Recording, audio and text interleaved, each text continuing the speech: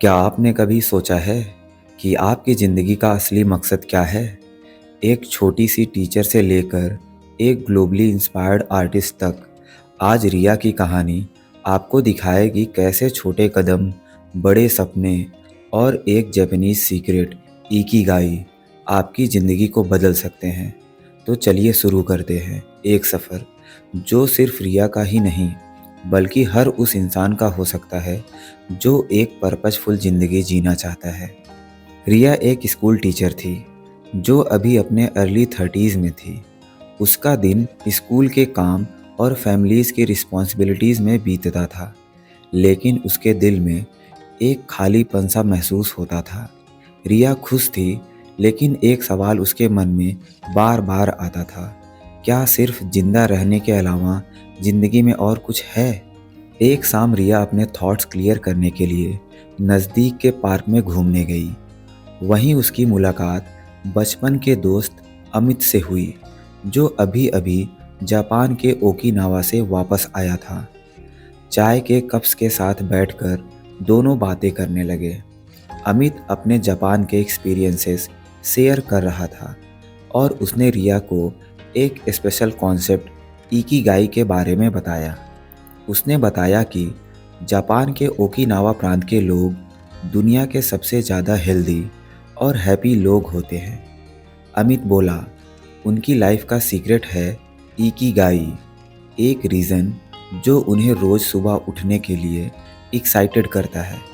ये उनके passion, talent और दुनिया के लिए फ़ायदे का परफेक्ट बैलेंस होता है। रिया क्यूरियस हो गई और उसने अमित से पूछा, इकिगाई क्या है? कोई हॉबी है या जॉब है?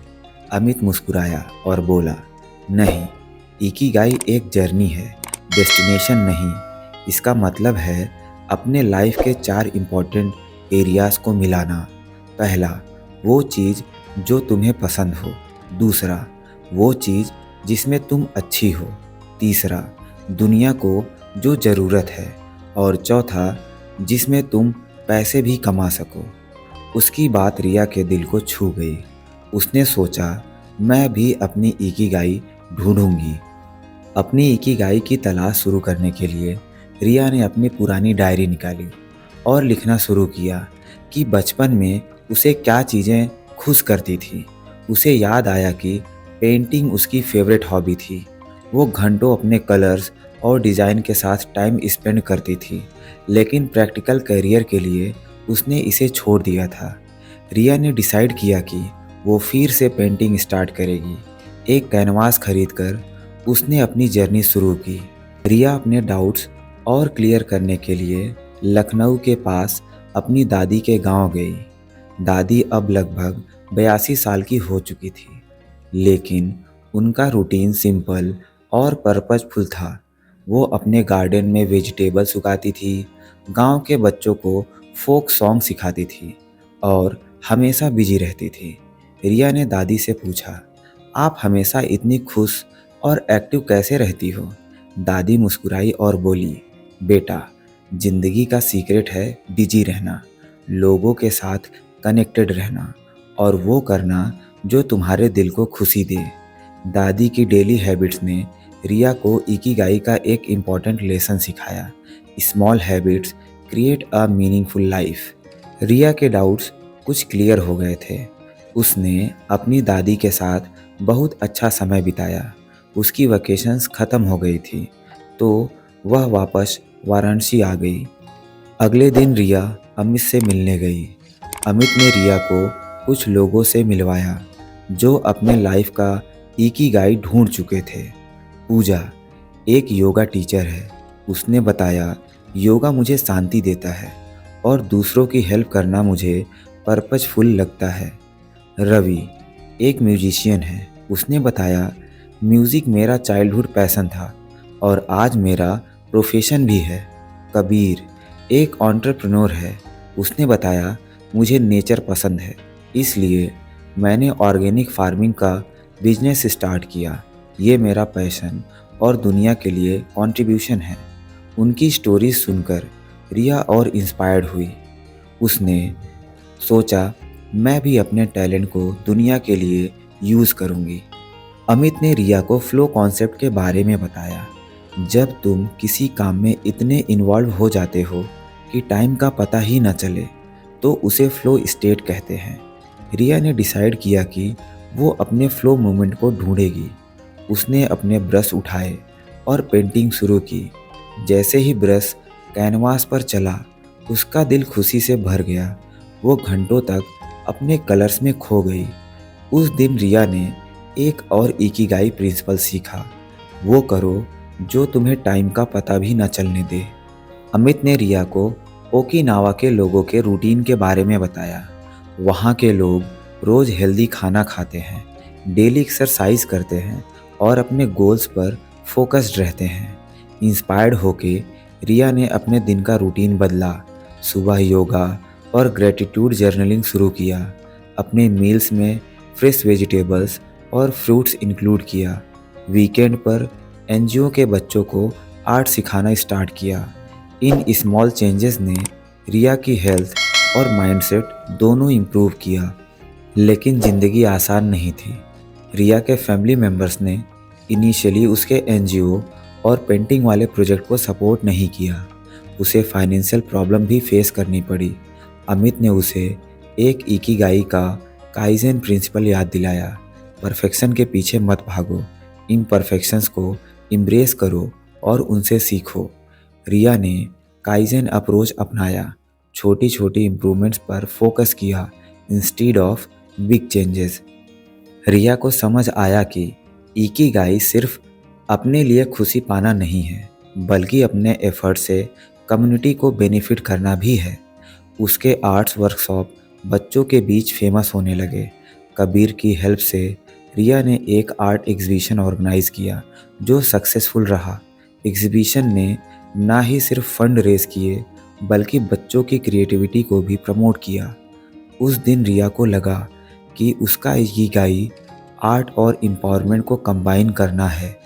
इकिगाई का एक और प्रिंसिपल है, हमेशा क्यूरियस रहो और नई चीज़ें सीखते रहो।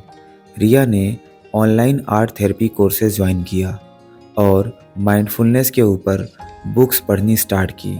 उसे अपनी दादी की बात याद आ गई, बेटा अपने दिमाग को शार्प और दिल को खुला रखो। रिया की जर्नी सिर्फ उसके लिए नहीं थी, बल्कि उसने अपने आसपास के लोगों को भी इंस्पायर किया। उसके स्टूडेंट्स ज़्यादा पैशनेट हो गए थे, फैमिलीज़ सपोर्टिव बन गई और फ्रेंड्स ने अपने ड्रीम्स परस्यू करना स्टार्ट किया। रिया को समझ आया कि जब आप पर्पज के साथ जीते हो तो आपकी ज़िंदगी और लोगों के लिए भी एक इंस्पिरेशन बन जाती है।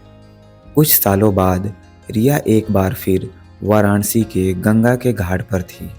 अपने जर्नी को याद करते हुए वो अब एक सक्सेसफुल आर्टिस्ट, टीचर और मेंटोर थी। जो खालीपन उसने कभी फील किया था, वो अब एक डीप पर्पस से रिप्लेस हो चुका था।